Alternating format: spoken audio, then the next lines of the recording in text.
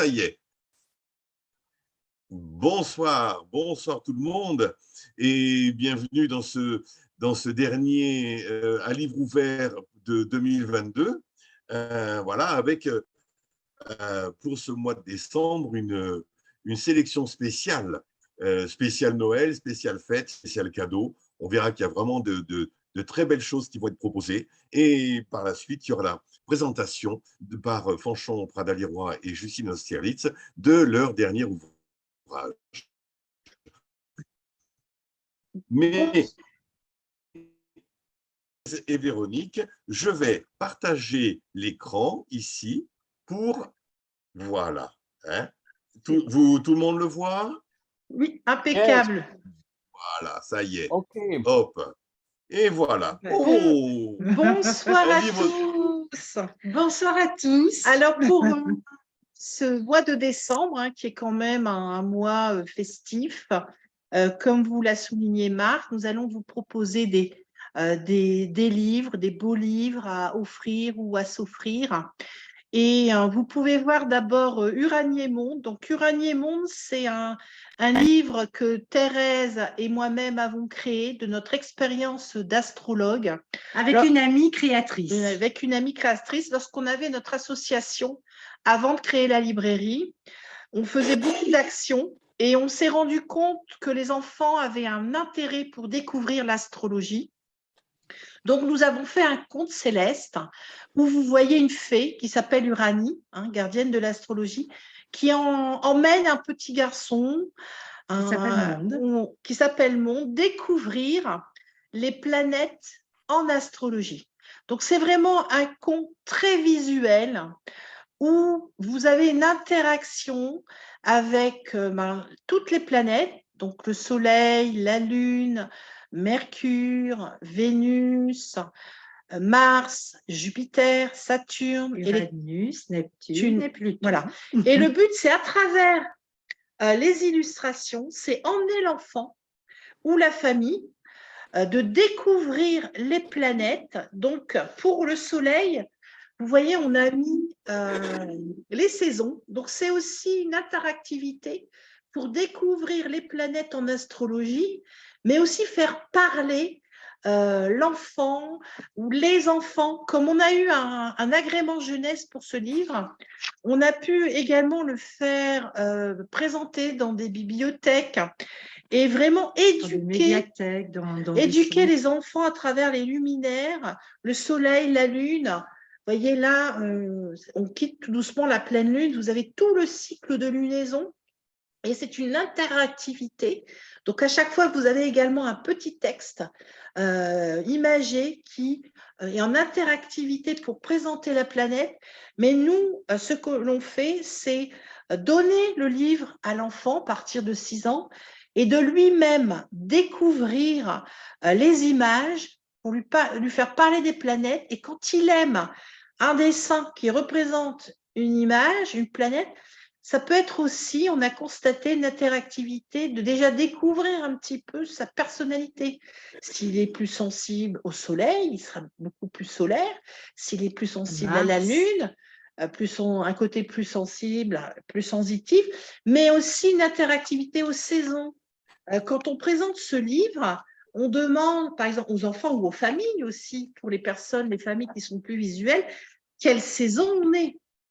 Parce que quand on ne connaît pas l'astrologie, il y a ce lien également qui est important avec les équinoxes, les solstices, et de faire cette interactivité entre les signes et puis les planètes, les saisons, c'est aussi une connotation que l'astrologie fait partie également du tout, et que ce n'est pas simplement des prédictions, des signes, et qu'il y a aussi une corrélation, une connexion avec, je dirais, la symbolique. Donc là, comme on est avec le Sagittaire, on va vous montrer la planète du Sagittaire, hein, tous les dessins ont été faits par une amie qui s'appelle Muriel, qui est passionnée par le créatif et l'artistique.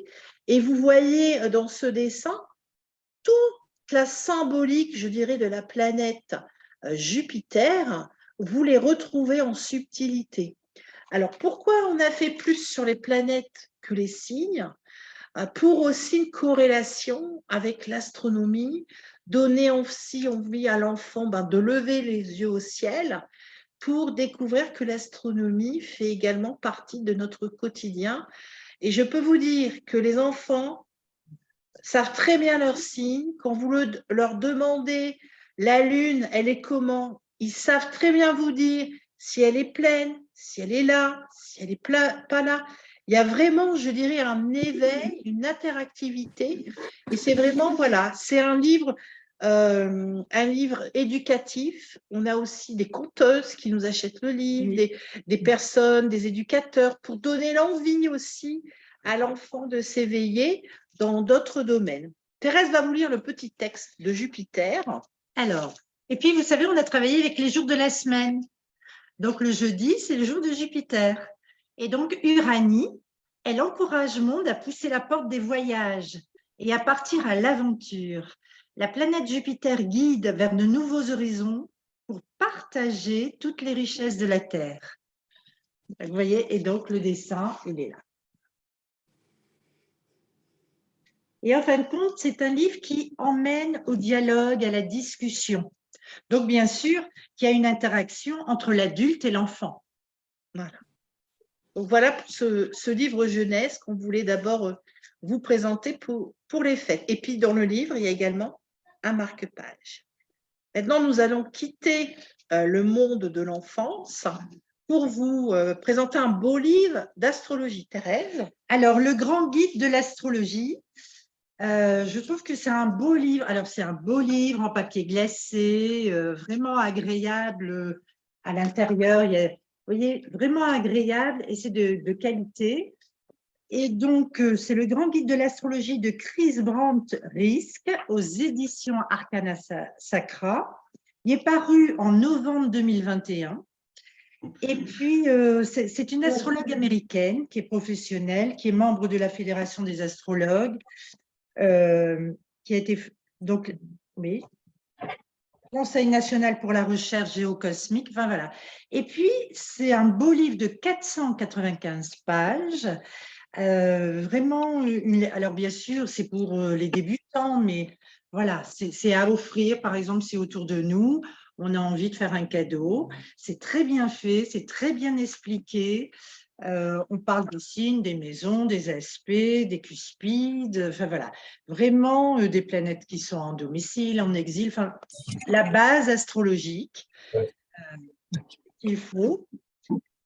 Et ça peut aussi aider, vous savez, des fois on fait de l'astrologie et puis il y a des personnes il leur faut un livre pour vraiment mettre, voilà, pour rentrer dedans. Et elles n'ont pas forcément envie de faire de cours, elles ont juste envie de pousser leur curiosité. C'est un très beau livre pour ça, très bien fait dans la symbolique. Alors, on va parler je ne sais plus, Jupiter, puisqu'on est d'un Sagittaire. Ou du Sagittaire. Alors, le Sagittaire, j'avais dit, c'était en quelle page? Sagittaire, je l'ai perdu. Bon, ben, écoutez, moi, je vais vous parler de Saturne.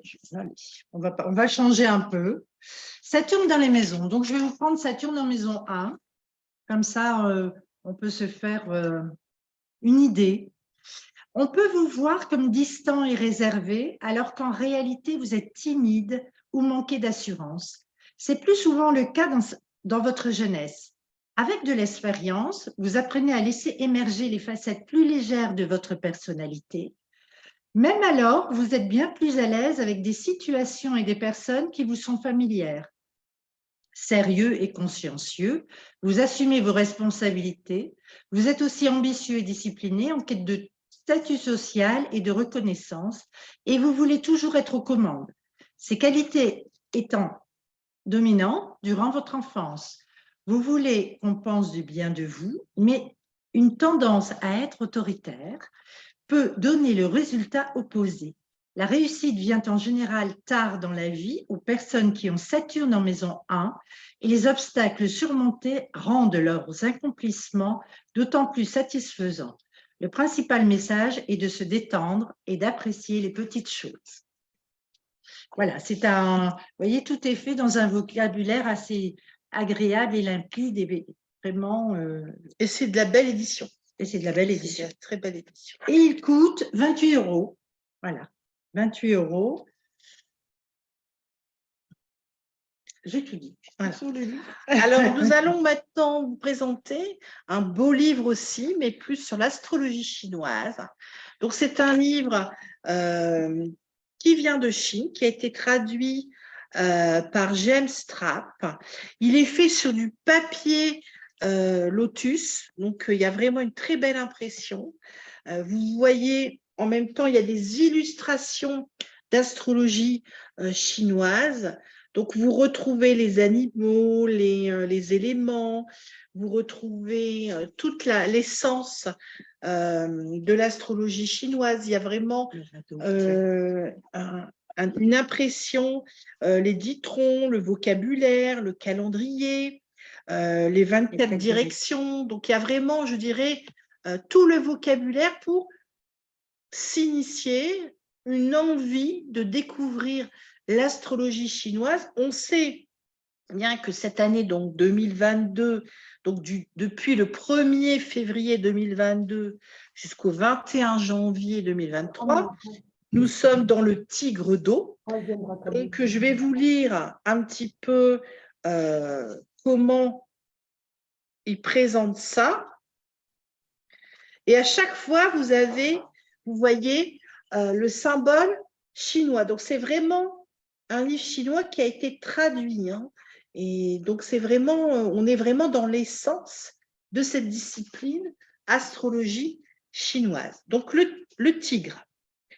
Dans la Chine antique, le tigre symbolisait l'empereur, ce qui explique ce que ce signe reflète, les bons et les mauvais côtés des gens de pouvoir.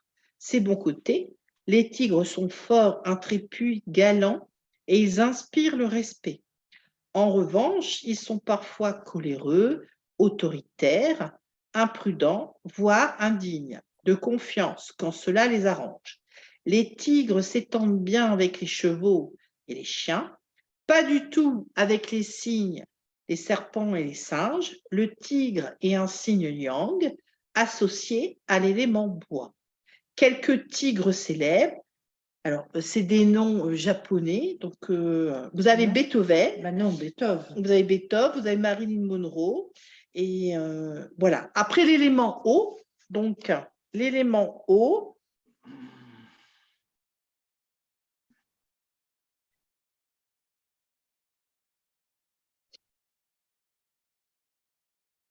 alors l'élément eau, juste que je retrouve la page. Thérèse, tiens, l'élément eau. Alors, l'élément eau, c'est, oui, voilà, comme ça.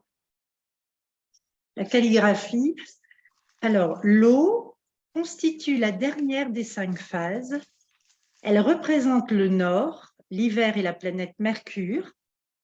Ses couleurs sont le noir et le gris, et au sein des 28 maisons de l'astrologie chinoise, elle est symbolisée par les 7 étoiles formant la tortue noire.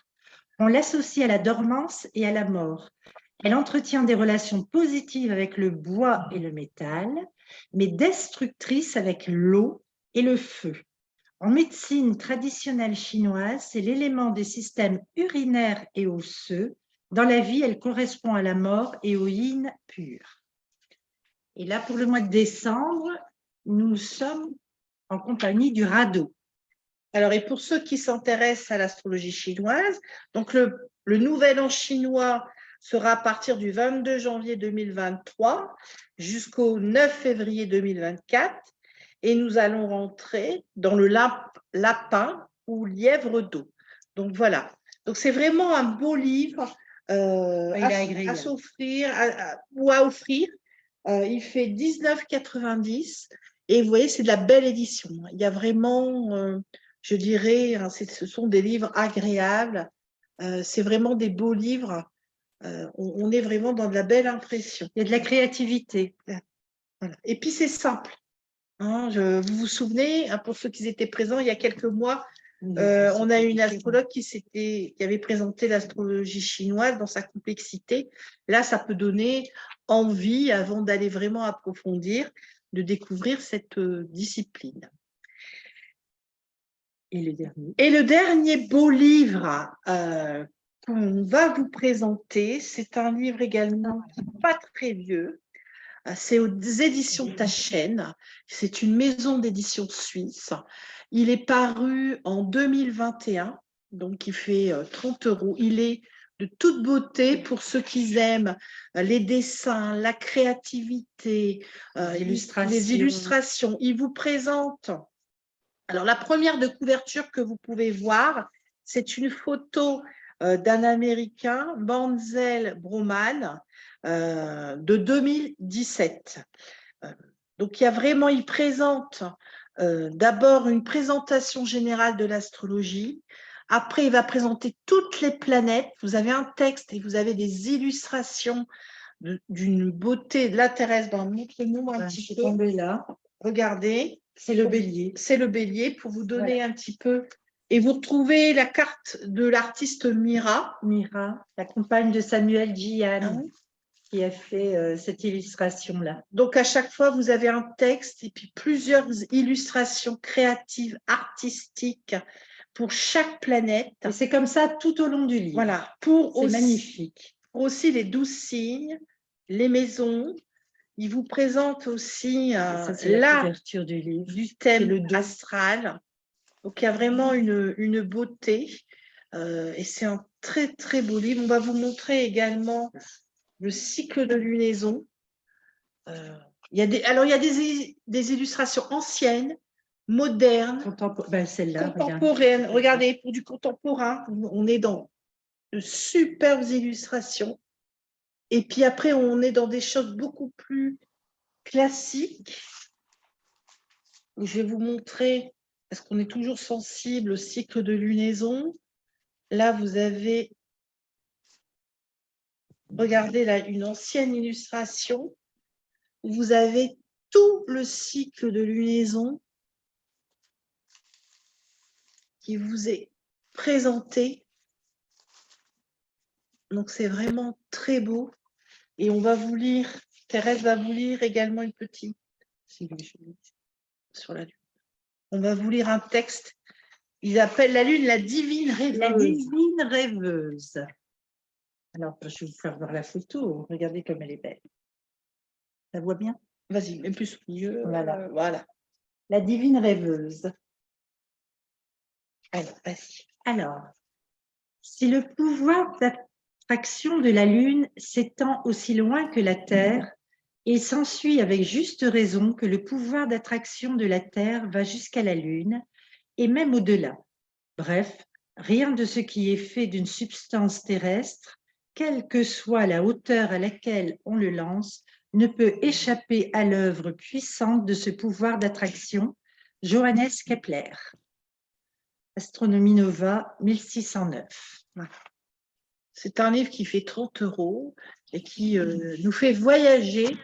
Alors, ça peut donner, pour ceux qui commencent l'astrologie, pour ceux qui ont envie de découvrir l'astrologie, nous, quand on l'a reçu, franchement, on a été agréablement surpris de sa qualité, de l'impression, de la beauté des images. La diversité des images. Voilà. Il nous fait voyager. Franchement, c'est un très, très beau livre. Et en cette période de fête… Ça a l'air d'être un bel ouvrage.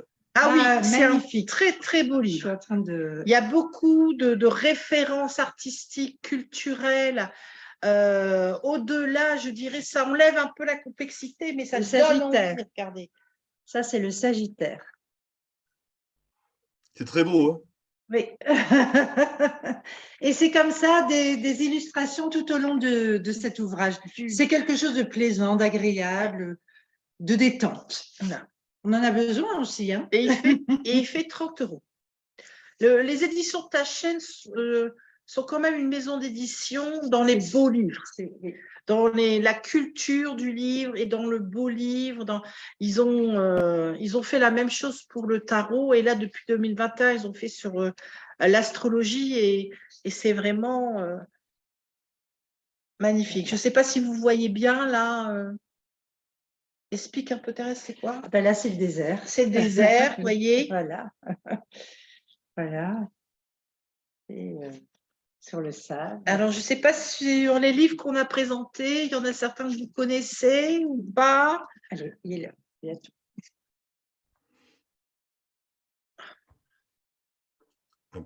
première vue. Est-ce que vous avez envie d'échanger, de nous parler un peu de lecture que vous avez fait, de livres que vous avez découverts?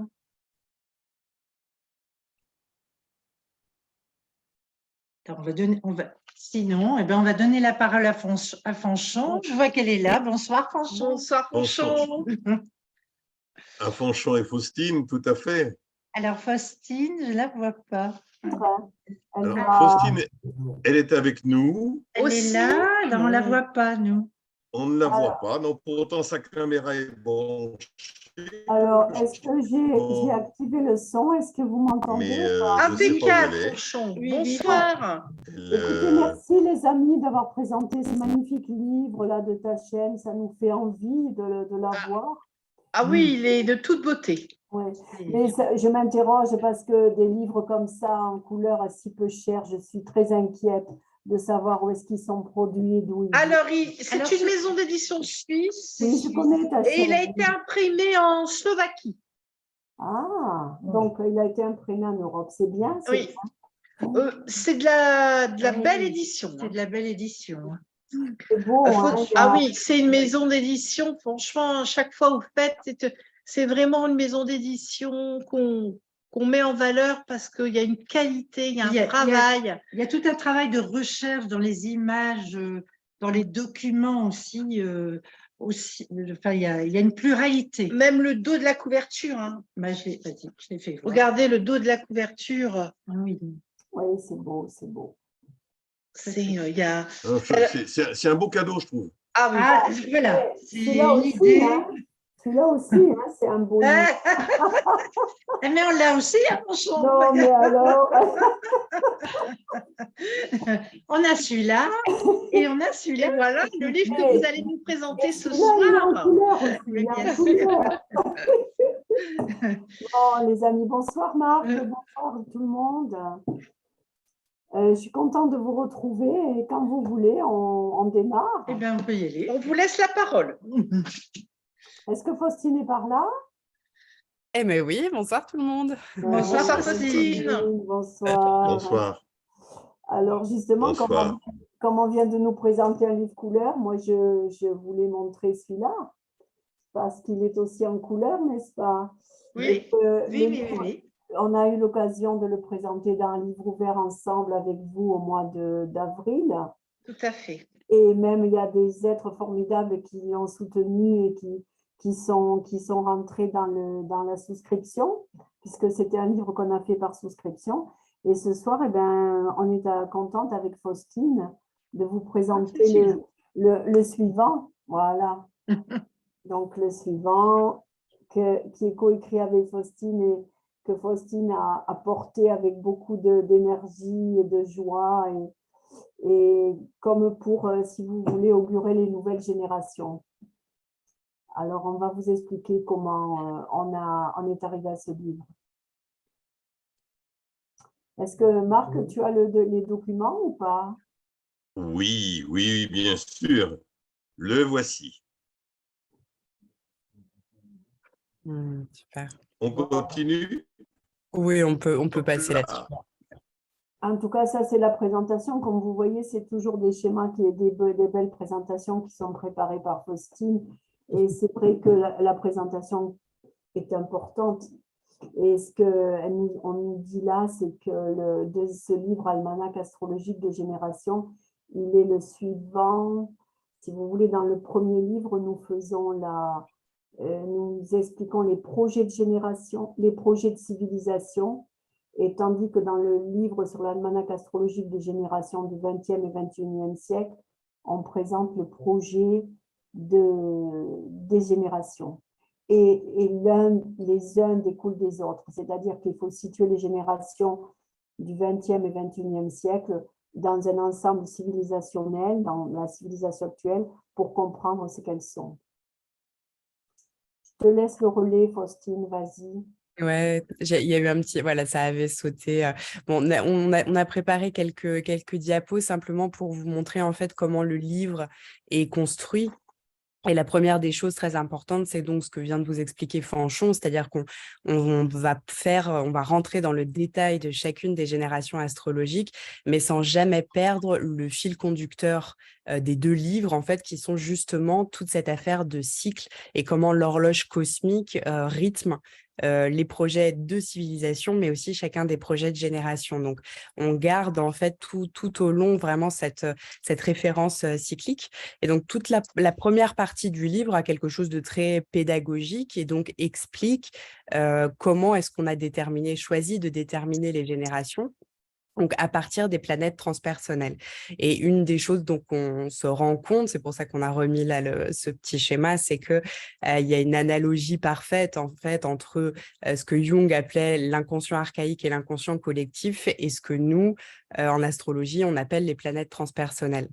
Donc, en fait, on s'est rebasé sur le fonctionnement de ces 3 planètes transpersonnelles pour déterminer une génération. Je pense que tu peux passer la diapo suivante.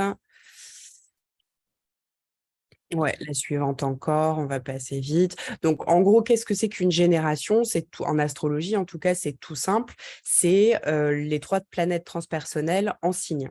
Comme elles sont très lentes, évidemment, on va se retrouver avec un groupe d'individus avec les mêmes positions des transpersonnels en signe, et cela va déterminer une génération.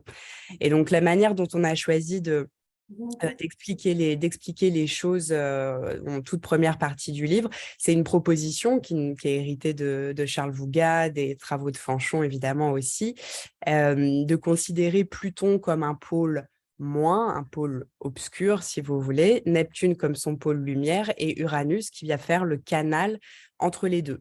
Donc on va se retrouver pour chaque génération avec une problématique karmique plutonienne, des aspirations, des idéaux, la plus haute lumière qui est donnée par Neptune, et Uranus qui va être le génie inconscient collectif de chaque génération qui va canaliser un petit peu tout ça. Donc ça, c'est toute la première partie de l'ouvrage. On repositionne un petit peu tout ça et puis l'objet de lecture. Et puis après, on entre dans le détail de toutes les générations du XXe siècle, puis du XXIe siècle. Je ne sais pas, est-ce que tu veux dire un mot peut-être par rapport à ça ou pas, franchement? C'est-à-dire que sur ce dessin, vous pouvez être étonné de voir Pluton et le symbole de Pluton et le glyphe de Pluton écrit comme ça. C'est-à-dire qu'on a choisi, si vous voulez, de faire des glyphes inversés. C'est-à-dire que Pluton, on le dessine comme Neptune inversé. Et d'ailleurs, c'est des travaux qu'on continue dans l'arbre de vie astrologique qui avait été initié en 2000 par le premier livre. Et en fait, on voit bien que ce sont 2 énergies qui travaillent dans une polarité. Ces 2 énergies opposées, c'est les pôles opposés d'une même énergie. En fait, Pluton et Neptune sont les pôles opposés d'une même énergie. Ça, c'est la suite des travaux de Charles Vouga et Germaine Hollet. Et c'est Uranus qui le traduit dans l'inconscient collectif. Merci Faustine, tu poursuis. Slide suivant, je ne sais plus ce qu'on avait mis. Ouais, alors bon, c'est ce que je vous disais tout à l'heure, mais simplement peut-être pour repositionner, parce que ce diagramme de Pluton, qui est pareil, un héritage de Vouga qu'on a légèrement réadapté, mais ce schéma-là remontre bien à quel point l'orbite de Pluton est particulière. Est très, très particulière. Simplement voilà, pour montrer que à partir du moment où Pluton va entrer dans le signe du Lion en 1939 pour le XXe siècle, il accélère au niveau de son orbite, c'est-à-dire qu'on entre dans l'hémicycle rapide de Pluton où il va se rapprocher de la Terre, ce qui est quand même très intéressant par exemple pour qualifier les générations du 20e, début 21e, parce que ça va nous demander à chacune de nos générations de faire le travail intérieur à un rythme beaucoup plus soutenu. Et d'ailleurs, les sociologues le disent bien, on remarque au début du XXe siècle une accélération de l'histoire. Eux, ils le disent comme ça. Mais nous, en astrologie, on dit, bah oui, Pluton est entré dans son hémicycle rapide. Donc, c'est simplement pour vous montrer à quel point, je pense que je prêche des convaincus ici, mais à quel point l'astrologie fonctionne. Et ça fait partie des choses et des indices cycliques dont je parlais au début, qui sont extrêmement importants et qui vont énormément conditionner les projets de nos générations. Slide suivant, je veux bien. Donc après, on avait dit, voilà, toute la deuxième partie, 20e, 21e siècle. Slide suivant, je crois qu'on avait dû prendre quelques exemples. Voilà. Donc là, c'est un exemple parmi tous ceux qu'il y a dans le livre. Mais si vous voulez, on a choisi de décliner un petit peu les choses. Donc, on a commencé par décrire l'impact du Pluton Lion, du Pluton Cancer, puis du Pluton Lion, et chaque Pluton les uns à la suite des autres, à donner leur déclinaison en transit. Qu'est-ce que ça donne quand Pluton, par exemple, est arrivé dans le Lion? Par exemple, Seconde Guerre mondiale. D'accord. Et après, on a décrit qu'est-ce que ça donne quand on porte ça en natal. Quelle est cette problématique karmique? Qu'est-ce qui nous est demandé d'éclairer quand on a un Pluton Lion en natal? Et en fait, on a décliné après, qu'est-ce qui se passe quand Neptune entre en Balance? Qu'est-ce qui se passe quand Uranus entre en Gémeaux? Qu'est-ce qui se passe quand Uranus entre en Cancer, etc., etc. Pour donner vraiment toutes les déclinaisons et s'y retrouver au niveau de chaque génération. Si on fait slide suivant, puis suivant, ça va vous donner un exemple. Normalmente. Voilà, donc ça, c'est par exemple, qu'est-ce qui se passe au niveau du sextile entre Pluton et Neptune? Et donc, une génération, par exemple, se présente comme ça. On a choisi de les présenter de cette manière-là. Vas-y, Fanchon, je sens que ça Non, t'inspire. non, je préfère que tu en parles, mais je dis c'est la nôtre. Eh oui, la fameuse. Alors, Fanchon n'était pas trop convaincu au démarrage, mais on leur a quand même trouvé des petits titres à ces générations. Mais finalement, on s'y retrouve pas si mal parce que, vous voyez, entre le titre, on a évidemment les dates, etc. Mais vous avez ce qu'on nous, on a appelé un cartouche de génération qui vraiment permet de se repérer de manière assez frappante, je trouve. Vous voyez que d'emblée, en fait, on comprend qu'on a Pluton dans tel signe, Neptune dans tel signe, Uranus dans tel signe. Quel est le mode de manifestation? Quelle est la polarité? Quel est l'élément? Et on regarde aussi comment c'est positionné dans le zodiaque. Et ne serait-ce qu'avec ça, en fin de compte, tout de suite, il y a quelque chose d'assez percutant pour comprendre comment fonctionne l'inconscient collectif précisément de cette génération. Alors, je ne sais pas, est-ce que tu as envie de parler, parce qu'elle te parle bien, je pense, Fanchon, celle-là. Je pense que c'est la mienne, donc évidemment, je l'exprime à ma manière. Je dirais que c'est ce qu'on appelle les boomers. Et tu as trouvé un titre qui est assez intéressant, que tu appelles la glorieuse masculine. Et donc, je trouve intéressante parce que c'est vrai qu'il y a un côté un peu glorieux, ben, c'était l'après-guerre, et c'est le moment de la Déclaration universelle des droits humains quand même. Et donc, cette génération est née avec des nouvelles valeurs, des nouvelles règles sociales qui ouvraient dans un monde nouveau et qui étaient extrêmement masculins et offensifs. Et c'est le moment de la régénération de l'information avec Uranus Gémeaux. Et bientôt, Uranus va revenir dans le Gémeaux, on se rendra compte de qu'est-ce que ça amène de nouveau dans la connaissance. Mais voilà, j'ai rien d'autre à dire. Je te laisse continuer. Bon, en tout cas, bon, celle-ci, c'est vrai que c'est une des générations qu'on a appelées les générations marquées du XXe siècle. Pourquoi? Simplement parce elle est très longue. Vous avez des générations qui font 8 ans, mais il y a d'autres générations qui font que seulement 6 mois. Mais celle-ci est assez longue et je ne sais pas si vous voyez, mais elle a les 3 transpersonnels en signe masculin. Donc, ça en fait une génération, c'est pour ça aussi glorieuse masculine, assez sortante. Au niveau de l'inconscient collectif, ça fonctionne comme ça sur un mode assez yang, ce qui est loin d'être le cas de toutes les générations. Donc, déjà, à ces niveaux-là, on trouve des différences. Si par exemple, on fait la... Excuse-moi. Ça serait le côté tigre, comme tout à l'heure vous nous présentiez l'astrologie chinoise. Cette génération est très sortante et très tigre en fait. Vous voyez, l'idée très masculine en fait. Et ça, c'est important qu'une génération, est-ce qu'elle soit masculine ou féminine, c'est extrêmement différent entre les unes et les autres. Ouais, complètement. Ne serait-ce que quand on a un Pluton masculin ou un Pluton féminin, on se rend compte que c'est pas du tout la même énergie. Quand on a un Pluton masculin, comme c'est le cas pour la génération que vous avez en exemple ici, ça va être une problématique qui agit sur l'inconscient, sur un mode assez dur, assez confrontant. Mais l'avantage, c'est que ça va donner des leviers et de ressources assez fort. En revanche, quand on a un Pluton féminin, comme le Pluton Vierge, Pluton Scorpion, Pluton Capricorne, pour le coup, c'est beaucoup plus un ennemi intime, c'est un peu plus engluant, ça agit pas du tout sur le même mode. Et d'ailleurs, on l'a vu, qu'est-ce qui a fait suite au Pluton Lion? Les Plutons Vierges ont suivi. Et d'un coup, ça a changé, mais radicalement de dynamique. Et on n'est déjà plus du tout sur les mêmes projets. Je pense que tu peux passer, j'avais dû mettre une illustration. Pluton Vierge. On devrait arriver à Pluton Vierge, oui. Ouais, voilà. Donc, avec un Pluton Vierge, autant par exemple le Pluton Lion pouvait mettre les gens à l'épreuve quant aux questions d'être-té, de pouvoir personnel, de rayonnement individuel, de joie. Tout ça a été mis à mal par le Pluton qui est entré dans le Lion. Mais quand Pluton est entré en Vierge, pour le coup, ça a envoyé les êtres dans une exigence de nettoyage intérieur presque interminable. Vous voyez, c'est pas du tout, c'est beaucoup plus yin.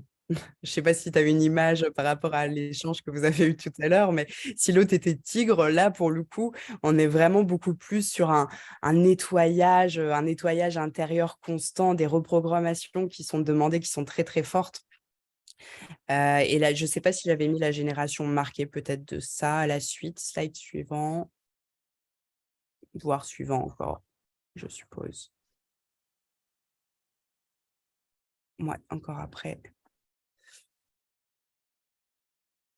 Ouais, super. Donc, vous voyez, ça pas. Ouais, c'était celle d'avant. Non. Non, là, c'est trop rapide. Si tu peux taper sur Encore la celle Vierge. d'avant. L'exemple de la génération. Ouais, super, merci beaucoup. Donc ça, pour le coup, c'est la génération marquée qui est née avec les Plutons, avec le Pluton Vierge. Pourquoi tout à l'heure je parlais des cycles? Vous voyez, en fait, pour chaque génération, on a fait le choix de proposer à chaque fois un retour sur qu'est-ce qui se passe au niveau cyclique. Hein, c'est le petit encart grisé que vous avez en dessous. À chaque fois, on repropose de se géolocaliser par rapport au cycle. Et en l'occurrence, pour cette génération, c'est absolument majeur puisque cette génération est née en même temps que le renouvellement d'un cycle énorme, qui est le cycle Pluton-Uranus, qui dure entre 113 et 141 ans, je crois. 140 ans. Je ne dis pas sans que c'est ça. Donc forcément, cet indice cyclique va conditionner et imprégner le projet de cette génération de manière assez phénoménale. Et d'ailleurs, c'est une génération qui est restée assez rentrée pendant assez longtemps, qui a eu du mal à trouver sa force créatrice propre. Pourquoi? Parce qu'en natal, on se rend compte qu'ils ont le germe d'un cycle qui est absolument considérable.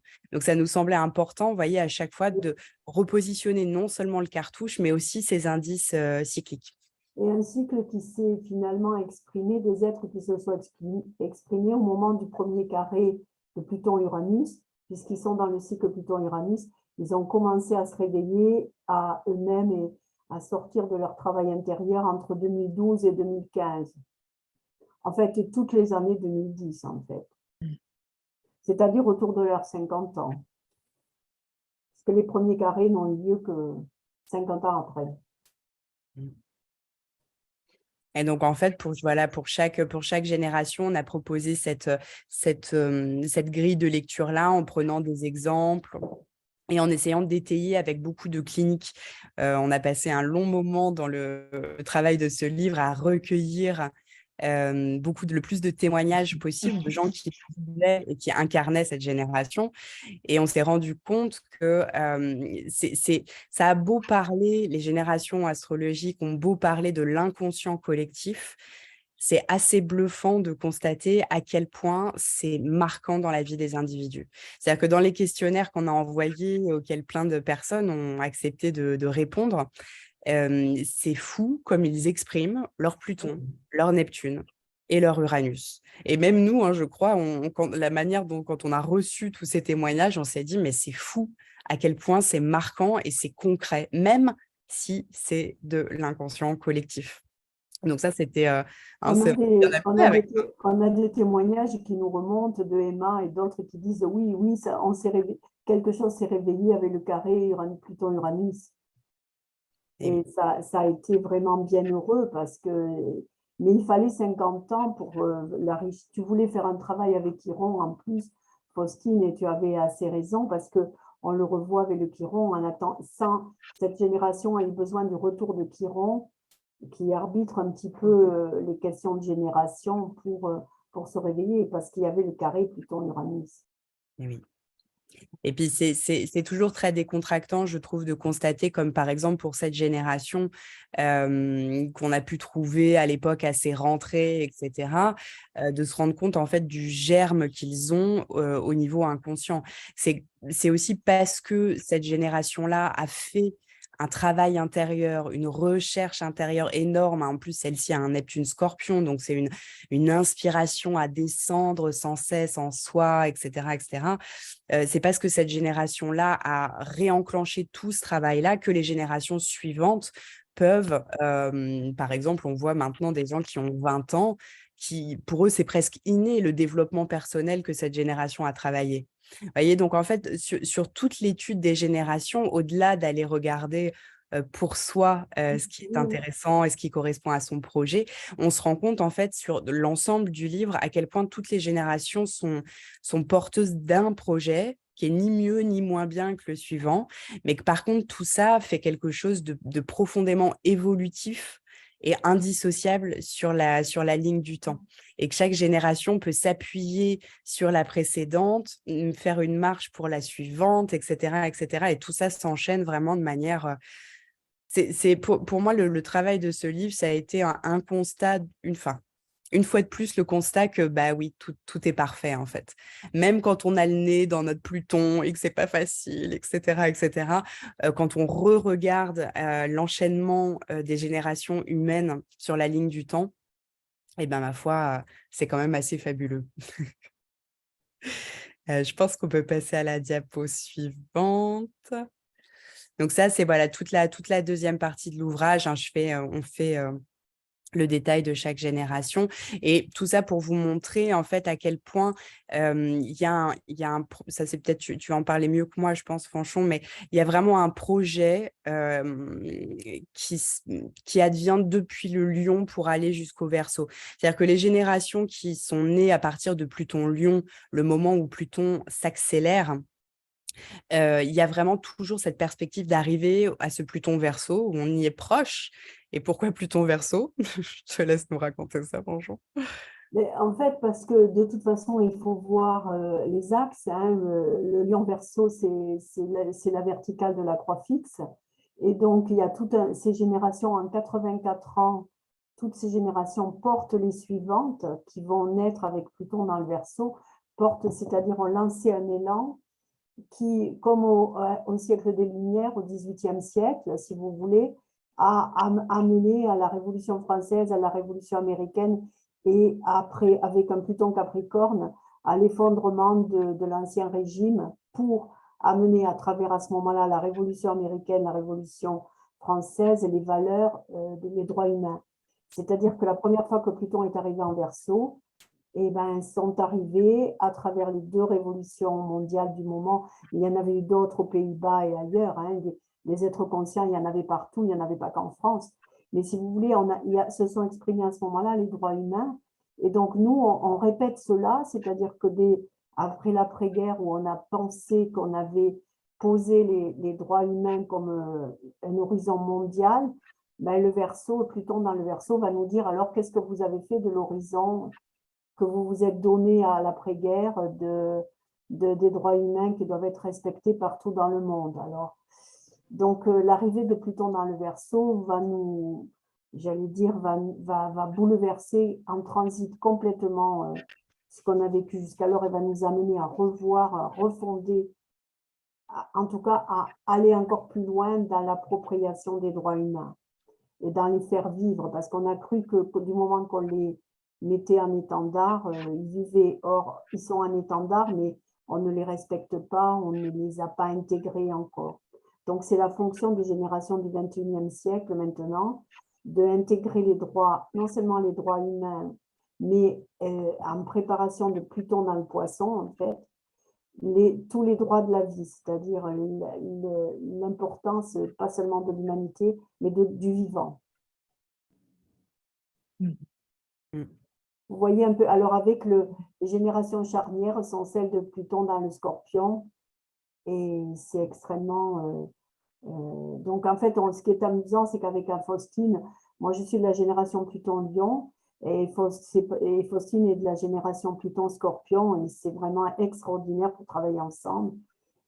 C'est-à-dire que voilà, on est vraiment dans la croix fixe et on travaille, et maintenant on travaille pour les générations qui auront Pluton dans le Verseau. Exactement. Puis comme quoi, d'avoir des Plutons en carré, c'est pas si mal que ça peut être très créatif. Alors une petite chose aussi que j'ai pas précisé, on a essayé d'être vigilante pour chaque génération, de proposer une lecture selon différents niveaux de conscience. Parce que évidemment, on arrive sur Terre avec notre projet de vie, le projet que notre âme a choisi pour cette incarnation, au milieu d'une génération. Mais évidemment, cette génération, on ne va pas l'exprimer et l'incarner de la même manière d'une personne à l'autre.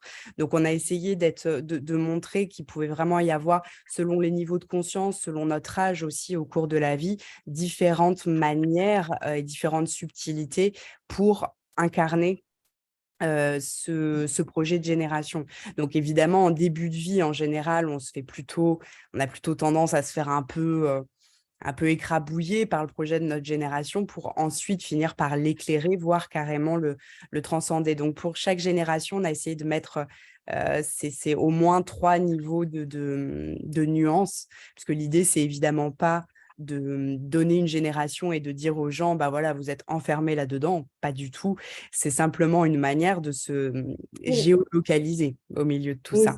Ça vient surtout d'une observation historique, c'est-à-dire que nous avons une manière nous avons un type de conscience de personnalité. Le plus grand nombre des êtres humains ont une conscience de personnalité. Quelques-uns ont une conscience d'âme et quelques autres ont une conscience encore plus ouverte et au futur et que j'appelle dans mon premier livre les éclaireurs. Et donc, il suffit quelquefois de 1 ou 2 ou 3 ou quelques, par exemple, tous les êtres humains qui ont amené les droits humains à la Révolution française, c'était des éclaireurs d'une conscience d'âme et d'une conscience déjà d'avant-garde. Et donc, si vous voulez, tout est utile dans une génération. Et c'est vrai qu'on a 3 types d'expression d'une génération, suivant qu'on a une conscience de personne qui est tout à fait honorable et utile, et qui a sa place complètement c'est pas meilleur ou pire que les autres, mais c'est la réalité. Et puis ceux qui ont des consciences d'âme, qui ont la responsabilité d'éduquer ceux qui sont en conscience de personne, et ceux qui sont les éclaireurs, qui eux font avancer l'histoire. Parce que l'histoire n'avance que parce qu'il y a quelques éclaireurs de temps en temps qui nous amènent très loin et qui nous montrent le chemin beaucoup plus loin. Et ça, si vous voulez, dans chaque génération, on voit bien, et on prend des exemples pour chaque génération d'êtres qui ont été des éclaireurs de leur génération. Pour ce qu'on peut en voir pour le moment. On ne sait pas ce que l'histoire retiendra après. Je pense qu'on peut passer le slide suivant.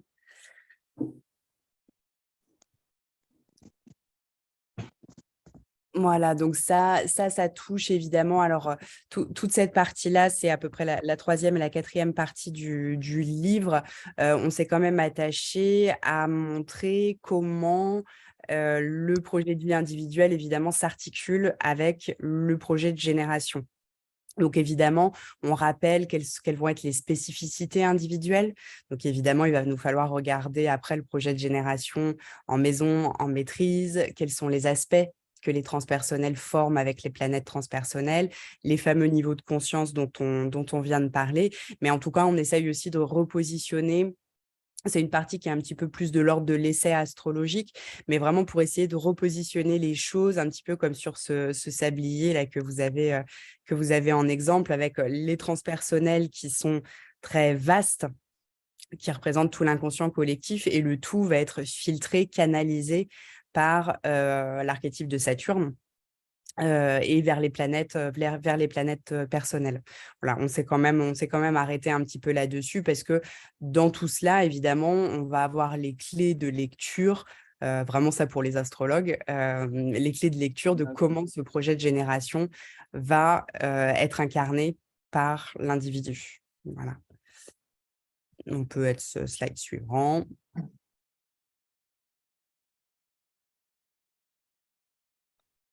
C'est bien, ce petit temps de latence crée du suspense. Voilà. C'est le sablier. C'est ça, oui, c'est ça. C'est le temps que Saturne canalise. Celle d'avant était parfaite. Donc voilà, en fait, en gros, toute la dernière partie de l'ouvrage, on a proposé, bon, c'est presque plus une ouverture parce qu'on ne pouvait pas développer tout ça, il aurait fallu réécrire un livre derrière, mais on a commencé à proposer des ouvertures de lecture de l'intergénérationnel et du transgénérationnel. Donc de montrer déjà, alors c'est pas trop en termes d'astrogénéalogie comme on peut connaître d'ordinaire, mais juste là de montrer en fait comment les générations vont relationner entre elles. Et on se rend compte de choses absolument géniales entre ne serait-ce qu'entre les projets de génération, des grands-parents, des enfants, des petits-enfants, etc., etc. Qu'est-ce qui peut matcher, être rendu facile? Qu'est-ce qui peut s'opposer? Quelles vont être les différences? Et en fait, c'est assez. Ça, c'est toute la dernière partie de l'ouvrage. Ne serait-ce qu'au sein d'une famille, par exemple, c'est très rigolo d'observer. Bah voilà, qu'est-ce qui peut entre par exemple, une génération qui est très, très masculine et ses enfants qui sont d'une génération très, très féminine. Tiens, bah, on peut comprendre, par exemple, pourquoi on peut avoir du mal à se comprendre, du mal à s'entendre, alors même qu'on se situe que sur les plans de l'inconscient collectif. Et ben, même sur le plan intergénérationnel, transgénérationnel, ça reste percutant et très concret. Donc, c'est pour ça qu'il nous a semblé important quand même de le positionner comme ça en dernière partie, parce que même à ce niveau-là, ça a un impact assez fort.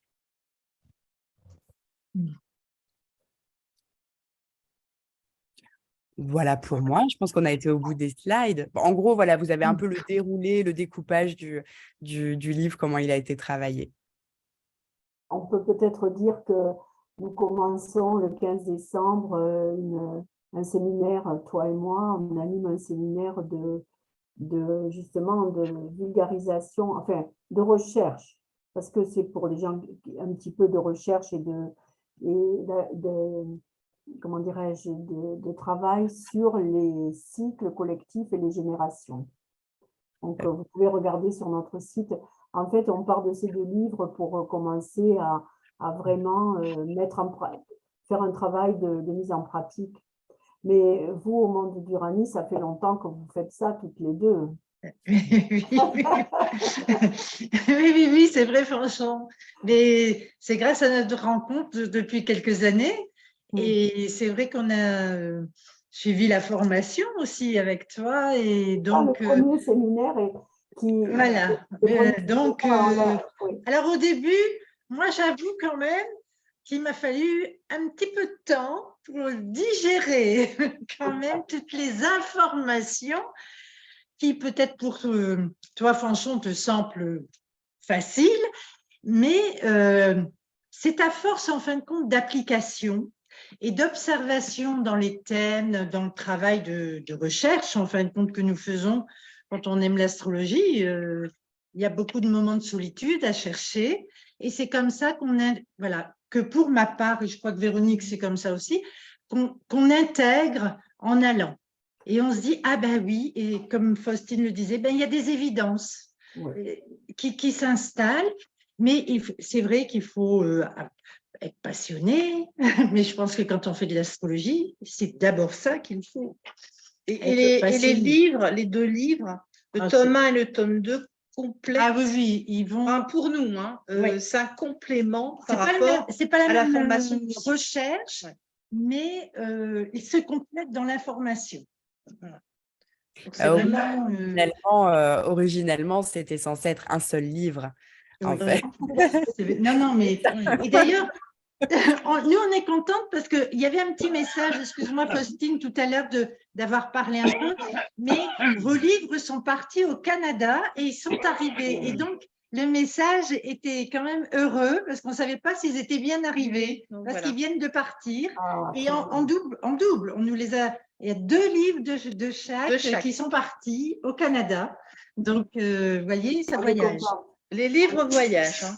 Donc, si Et vous les êtes livres sont intéressé très par les 2 livres, ils sont Ah, en vente voilà. dans notre librairie. Voilà. Oui. Il n'y a Très pas de bien, souci. très bien. C'est des outils de travail et vraiment, vous allez pouvoir puiser plein d'informations sur tout ce qui est le travail de génération et de toute l'expérience de Fonchon et la transmission auprès de Faustine à travers ces deux ouvrages. Et en plus, c'est exprimé dans un langage des générations Ah nouvelles. oui, oui. C'est ce que j'ai adoré travailler avec elle, c'est qu'elle a réussi à amener plus loin certaines choses qui seraient restées encore avec mon propre Saturne un peu restreintes. Et si vous voulez, chaque nouvelle génération ouvre à des expressions et elle a cette créativité de sa génération puis d'elle-même qui fait que ça sort un peu du XXe siècle. On est déjà dans le XXIe.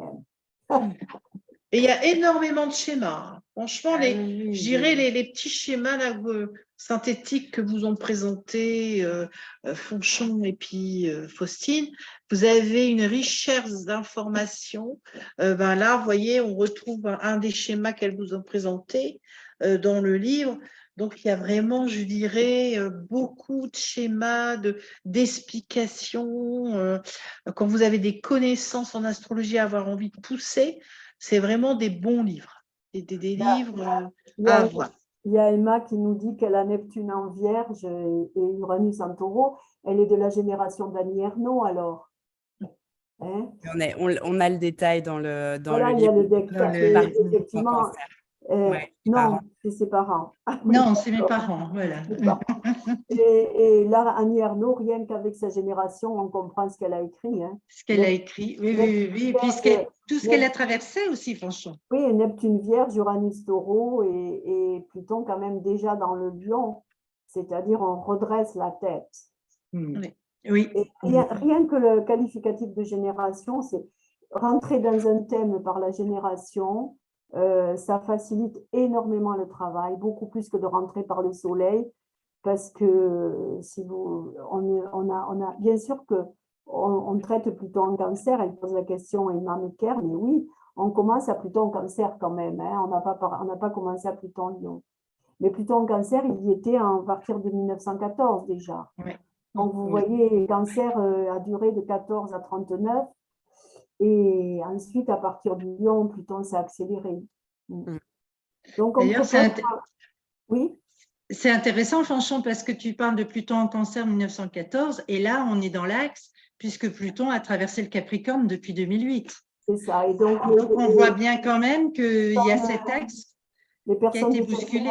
Voilà, les personnes de cette génération sont en train de quitter ce monde avec Pluton qui arrive en Capricorne, qui arrive à l'opposé de leur Pluton natal et qui connaissent vraiment toutes ces générations qui sont en confrontation. Maintenant, ils ont une longévité plus grande quand ils ont survécu, parce qu'il y en a beaucoup qui n'ont pas survécu de Pluton Cancer, mais quand ils ont survécu, ben, ils ont une longévité maintenant et ils ont à voir avec la longévité, la vieillesse, l'approche de la mort différente et toutes ces questions avec Pluton dans le Capricorne qui sont en train de nous questionner là.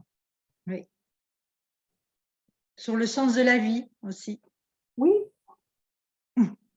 Parce que les générations Pluton Cancer si vous voulez, elles nous portent. C'était la matrice, elles sont notre matrice. Et la matrice du 19e siècle, elle est venue avec la révolution russe et les suites de l'effondrement des empires autour de 14. Il y a des êtres très généreux là qui nous portent encore. Même s'ils sont en train de quitter ce monde, ils vont bien nous manquer parce que ils étaient très, comment dire, très fertiles. Ouais. Alors, je ne sais pas si certaines personnes ont déjà eu les livres en main ou ont envie d'échanger sur le contenu des 2 livres, Astrologie de la conscience et puis l'almanach.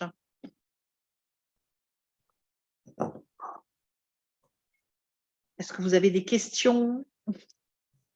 Est-ce que tout est clair? On a été limpide en ce dernier à livre ouvert. C'est unique. Il est une matrice. Oui, ces êtres bruts sur unique, il est extraordinaire. Enfin, je veux dire, on avait des gens comme ça ils portent des choses pour longtemps. Et Oui. donc, il y a une richesse avec les Plutons Cancer quand ils ont survécu. Tout à fait, tout à fait. Et à la fois, c'était pas un Pluton facile à vivre, hein, un Pluton Non. féminin comme Ah ça qui Ah touche à ben non. toutes les fondations, les matrices, la sécurité, c'était rude, hein, un peu comme Pluton. Ouais. Tout à fait. Alors, je ne sais pas, Marc, s'il est encore avec nous. On a respecté le timing. On a été très disciplinés. Oui, impeccable, merci beaucoup. Merci à beaucoup, alors. tous pour cette belle présentation. Et puis, on vous souhaite en tout cas de très belles fêtes de fin d'année. Et de Noël. Et de Noël et de fin d'année. Et puis un bon solstice. Et un beau solstice d'hiver. Il ne faut pas l'oublier quand même pour nous les astrologues. Merci beaucoup. Merci beaucoup. Merci pour votre accueil. Il n'y a pas de souci. Merci. C'est toujours un